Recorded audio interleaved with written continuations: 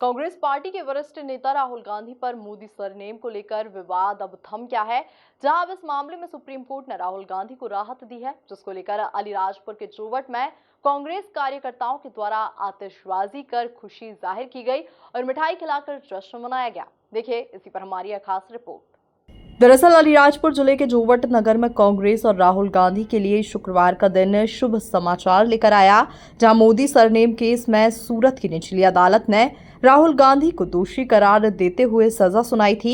वहीं अब इस मामले में सुप्रीम कोर्ट ने राहुल गांधी को दोषी ठहराए जाने के साथ ही सुनाई गई सजा पर भी रोक लगा दी है, जिसको लेकर पूरे देश के कांग्रेस कार्यकर्ताओं में खुशी का माहौल है।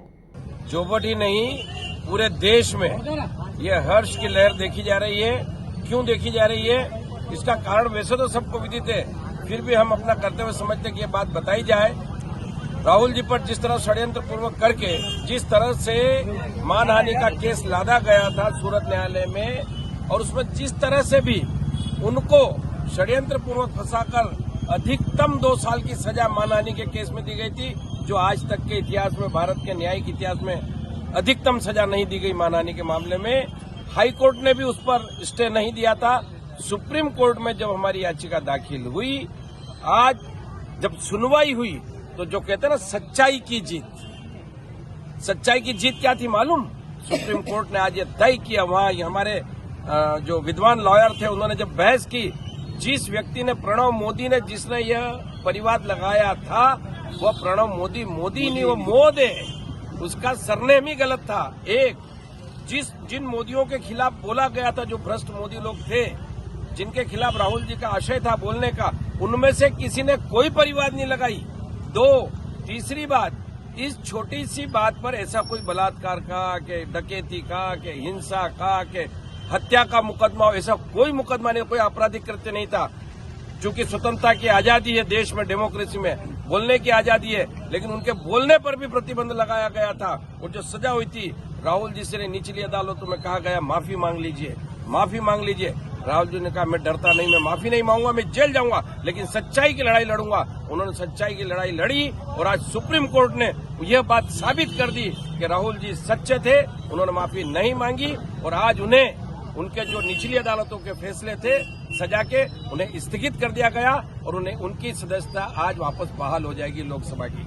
कर्नाटक के बाद क्या मध्य प्रदेश में भी कांग्रेस की लहर देखी जाएगी, जबकि भाजपा ऐसा जुमला बता रही है? भैया, मध्य प्रदेश में तो लहर पिछले 18 के चुनाव से ही कांग्रेस की थी। ये तो इन्होंने देखा कि अगर 5 साल ये कांग्रेस की सरकार चल गई तो आने वाले 25 साल तक बीजेपी का नाम इस प्रदेश में नहीं होगा। इसलिए खरीद फरोख्त करके दुनिया जानती है, प्रदेश की जनता जानती है कि हमारे विधायकों को खरीद फरोख्त करके हमारी सरकार को लूट लिया, गिरा दिया। और आज भी यह हालत है कि लोग कमलनाथ जी को याद करते हैं। कांग्रेस की उन 15-12 महीने में जो कांग्रेस ने अपनी कल्याणकारी योजनाएं चलाई थी, उनको याद करते हो। और आज लोग मांग रहे हैं ये नारी सम्मान, इनकी लाडली सम्मान हमारी नकल है। हमने आते ही हिमाचल में चालू की, कर्नाटक में चालू की, झारखंड के छत्तीसगढ़ में चालू, सभी दूर राजस्थान में चल रही है। इन्होंने तो नकल की है ये लाडली बहन, अभी चुनाव को देखते हुए केवल नकल है, और वो भी 1000 रुपए। जब कमलनाथ जी ने 1500 कहा तो बोल रहे हैं अब 1500 भी देंगे, 250 बढ़ाएंगे, 3000 देंगे। ये सब चुनावी इनके वादे हैं। चुनाव में ये वोट खरीद ले, बहका के ले ले, कैसे भी ले ले, और उसके बाद वापस 4 साल किसी को नहीं पूछने वाला। वहीं सुप्रीम कोर्ट के फैसले के बाद जोवट में भी कांग्रेस कार्यकर्ताओं में खुशी का माहौल है, जहां कांग्रेस कार्यकर्ताओं ने ढोल धमाकों के साथ नगर के मुख्य मार्गों पर आतिशबाजी कर मिठाई बांटकर अपनी खुशी जाहिर की। मानहानि दावा था वो बहाली हो गई।